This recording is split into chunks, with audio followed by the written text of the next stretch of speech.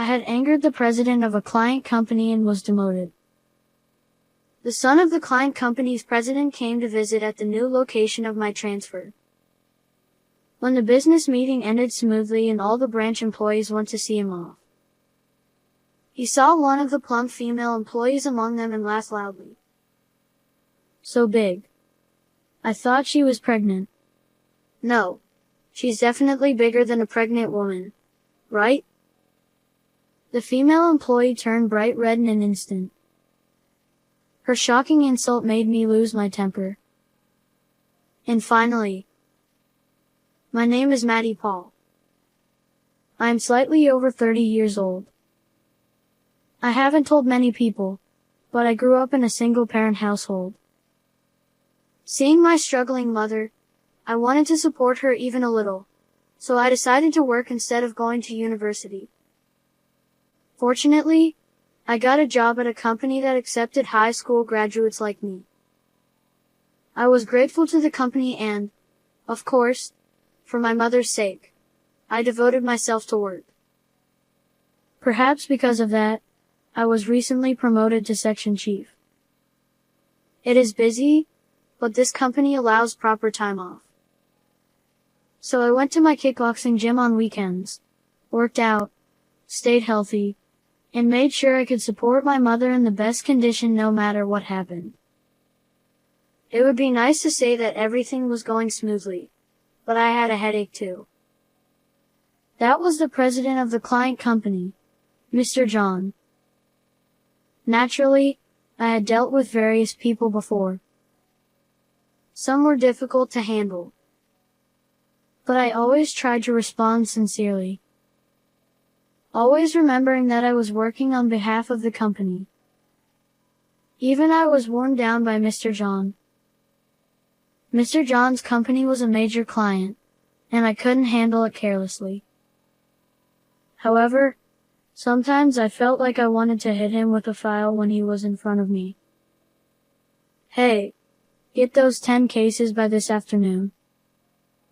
I'm sorry. Ordering that amount now and delivering it by this afternoon is a bit. Are you saying it's impossible? I'm asking you directly. Well, if you can't handle it, I'll just ask someone else. Probably, someone else would say it's impossible too. Even though I thought so internally, I somehow managed to lower my head while holding the phone, flattered the president, made him feel good, and succeeded in extending the deadline to the next day. Such things were just the beginning. At one time, Mr. John suddenly canceled an order he had made with his own mouth the day before. I don't remember ordering such things. Cancel all of it. And said, "Hey, what's up with the mid-year gift this year? It's just dry cookies. What cheap stuff did you use? Send something better. The new female employee you brought the other day. She's pretty good. Have her be in charge of our account from now on. Hey, I told you to change to a woman, didn't I? Why is that hot-blooded man here? Can I work seeing that face in this scorching hot season?" He was getting more personal. At this rate, it was beyond the scope of work. I thought I should curb Mr. John's behavior early on. So one day, I firmly refused Mr. John's unreasonable request. "I'm sorry. It's impossible." "Impossible? Do you think it's okay to lose our business with us?" "It's impossible if it's impossible. If you think about it normally, you should understand that it's realistically impossible." I calmly let Mr. John's furious anger on the other end of the phone pass. I thought that allowing Mr. John to continue his wayward behavior would not be good for the company. Unfortunately, the higher-ups in our company didn't seem to think so. The next day, I was called in by my superior. "You're being transferred, Maddie." "Transferred?" Mr. John is furious. That company is a major client for us. Do you know how much damage it would be if we lost the business? Such a thing. I bit my lip. However, there was no way to overturn the higher-ups' decision. Looking at the destination, it was a blatant demotion. I lowered my shoulders and received the transfer order. The new location was far from home, and I was worried about my mother. Of course, I made sure my mother wouldn't know it was a demotion, so she probably thought it was just a change of workplace. Remember your initial enthusiasm at the new place and do your best. Recalling my mother's smiling face as she sent me off, I was feeling gloomy when. Here you go. This is for you, Maddie. A very gentle and kind voice was directed at me. When I came to my senses, the female employee had somehow appeared beside me. She casually placed freshly brewed coffee on my desk.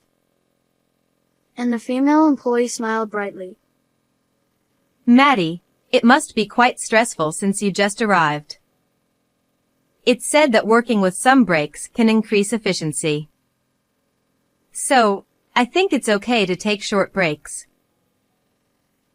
Oh, Diana. Is that a recommendation to slack off? Is it okay? Oh. Luke, you even had a discussion about this topic with me the other day. You're being so mean. Ha ha. Since Diana is so nice to Maddie, I got a little jealous. The male employee's loud laughter filled the office with laughter. In the center of it, Diana, the female employee called by name, turned a little red but, noticing my gaze, gave a gentle smile. Maddie, everyone here can be a bit mean, but they are good people. Please rest assured. Diana is the employee in charge of general affairs in this branch. Although general affairs seem omnipotent, in this small office, it is confused with being a janitor. Even though she has proper administrative tasks as part of general affairs, she is asked to do miscellaneous tasks by other employees. But Diana handles it without a single unhappy expression. Her smile is the flower of this office. In this unfamiliar place, I was saved many times by her smile and thoughtfulness. One day, the female employees were gathered and excited about something. Hey, are you definitely wearing a dress? I'm going with ultramarine. I'll wear ultramarine. I'm going with pink. Wow, being so bold at that age. I'm thinking of white and yellow. What about Diana? Well, It seemed to be about the night festival that was supposed to take place in the park tonight. Diana, who is liked by the female employees, always participates in female talks, but she seemed unusually down today. When asked, she looked down for some reason. I'm okay. Diana. Are you not coming again this year? It's fine, really. Don't worry about it. That's right. We'll pick out something that suits you properly. Thank you, everyone. But Diana smiled modestly. After all, you see, I'm overweight. I couldn't lose weight this year either. She playfully said it was a punishment. Yes, Diana is quite plump. Moreover, the problem is that this office happens to have many slim people, making her stand out even more. I became concerned about Diana. It's a well-known fact that Diana is very conscious of her body shape, and although she is usually bright and positive, she seems strangely embarrassed about that topic, which always bothered me. It seems Diana didn't participate in the night festival. A few days later, seeing Diana not touching the snacks brought in by someone, I said, Diana, while your intentions are commendable, don't overdo it and endure too much. Thank you. But I really can't lose weight. Her sad voice tightened my chest. I spoke in an angry tone without thinking. That's not because Diana isn't trying enough. Maddie. I understand from going to the gym. People's bodies are determined by their constitution, whether they gain weight easily or not. Many kickboxers struggle with this. Oh, no. Noticing midway, I hastily cleared my throat. It's rude to talk about such things to a woman. I'm sorry. No, it's okay. Diana chuckled softly. I'm happy. Thank you, Maddie. She finally smiled. I felt happy. It goes without saying now, but I think I was already drawn to Diana. However, Diana is strictly an employee of this branch. Worrying about my mother and wanting to return to the head office made things complicated for me. By the way, there is no kickboxing gym around this branch. I had to practice on my own, but it felt unsatisfactory. But still, seeing Diana's smile made me feel that things will work out somehow, and it was strangely reassuring. So, I began to think that the demotion wasn't so bad after all. Eventually, when I started working harder than when I was at the head office. Mr. John's son is coming. He's coming here? Yes. It seems he's going to set up a branch here as well. We will be handling that transaction. Yes. It seems they plan to open a branch here too, and our office will handle the transaction. I see. Maddie, I know why you were transferred from the main office to here. Don't worry. I'll make sure you're not assigned to this task. Oh, no. I'm sorry for the trouble. I apologized and bowed deeply to the branch manager. I never imagined I'd have to meet Mr. John's son now. Though it was mainly the father, Mr. John, who caused me trouble, people often said, like father, like son. His son was the epitome of an incompetent successor, and as far as I knew, he showed no interest in work. He supposedly held a position, but all I ever heard were rumors of him fooling around. Still, I had dealt with him a few times when he accompanied his father. I liked this branch. So, I couldn't help but worry, and I gave some advice to the person in charge ahead of time. Perhaps it paid off. I only came to this backwater because my dad told me to, but it's not such a bad place after all. I'll tell my dad and the branch manager. By the end of the meeting, Mr. John's son was in a good mood. The person in charge relaxed and reported back to me that their business meeting had been a waste of time. They didn't discuss anything substantial, but at least he wasn't upset. In any case, his son probably wouldn't come back here, and someone else would likely take over the actual work. For now, we passed the first hurdle without any issues. When Mr. John's son was leaving by car, the branch manager ordered everyone to come outside and see him off. Given the size of this branch, he was a significant client, so the branch manager was probably on edge too. Naturally, the female staff also came out. Among them was Diana. What kind of cruel twist of fate made Mr. John's son walk right past Diana? He noticed her and suddenly started laughing. Wow. I thought you were pregnant. No. You're definitely bigger than any pregnant woman. Diana's face turned beet red in an instant. Mr. John's son, with his hands shoved in his pockets, leaned over to peer at Diana from both sides.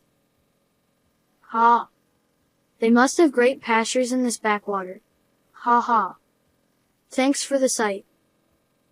How dare you say something so rude?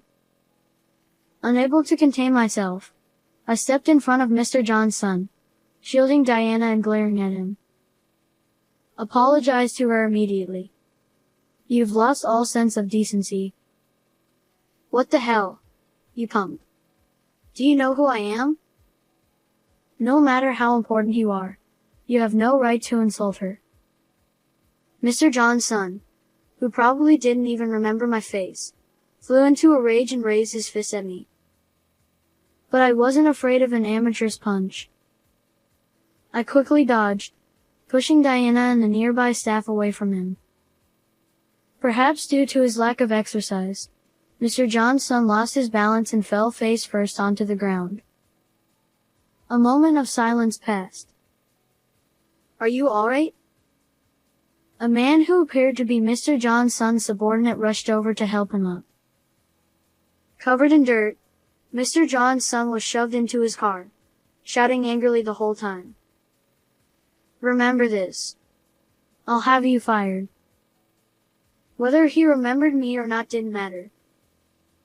We silently watched as Mr. John's son's car drove away. Maddie. From behind me, I heard Diana's faint voice. When I turned around, I saw Diana, her cheeks slightly flushed, gently tugging on my sleeve. Thank you. I felt my face grow hot all at once. We couldn't look each other in the eye, both of us glancing away and fidgeting. The branch manager and others who saw this made it the talk of the branch for a while. It was quite embarrassing for me. But of course, this wasn't the time to be embarrassed. A few days later, I was summoned by the president to the main office. Ah, that son must have tattled to his father. Well, the John family never forgets things like this. Being called to the president's office, it was too big of a deal. This time, I'd surely be fired. I felt my shoulders droop, but I had no regrets about what I'd done. I protected Diana. I didn't involve the other employees. If this meant getting fired, so be it. Even if I had to change jobs, I would still work hard for my mother. But the moment I entered the president's office, I was shocked. Tense with nerves, I stepped inside. There was the president, and standing next to him was Diana, her hands modestly folded in front of her. I was dumbfounded as the president approached me. His walk was as impressive as ever, commanding attention. Yet, as soon as he reached me, he bowed deeply. Thank you, Maddie. You saved my daughter. Your daughter? I couldn't help but look at Diana. She smiled shyly. Diana was the president's daughter. However, she didn't like being treated specially as the daughter of the company's president, so she chose to work as a regular employee at the branch to learn about the business from the ground up. And, well, I was also embarrassed to be at the main office because I didn't want to be a disgrace to my father. What nonsense, Diana. I've told you countless times that you're my pride, never a disgrace. As I watched this overwhelming display of fatherly affection, I realized that Diana had avoided the main office because she was self-conscious about her appearance. Then, the president firmly grasped my hand and began to speak.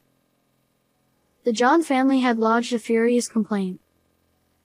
But at the same time, Diana had told him what had happened. The president, finding it suspicious, investigated everything. And finally, he learned the truth. Maddie, I also looked into your transfer to the branch. It seems I owe you an apology for that too. When I was demoted, the president had been overseas on business. Someone else in the company had made the decision to transfer me, and it turned out that this person was in cahoots with Mr. John. No matter how many times I tried to report issues with Mr. John, my complaints were buried before they could reach the president. I thoroughly investigated the John family. I thoroughly investigated the John family situation. It seems you've had quite a hard time. The whole department said you were fighting alone. Oh, no. We've decided to terminate all dealings with that company.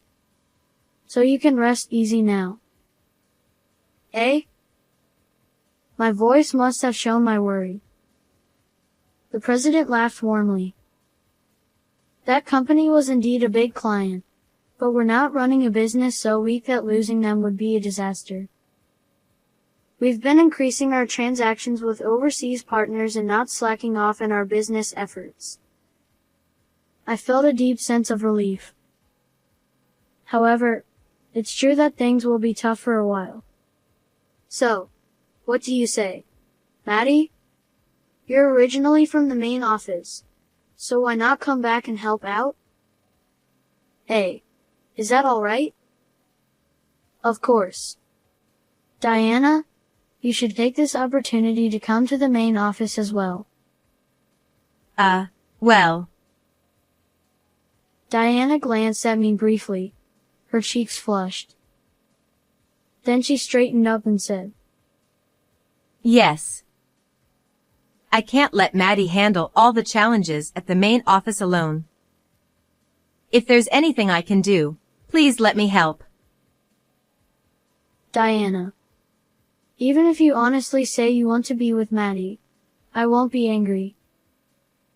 Father. Diana turned bright red and started hitting her father's back, but I was probably blushing even more intensely.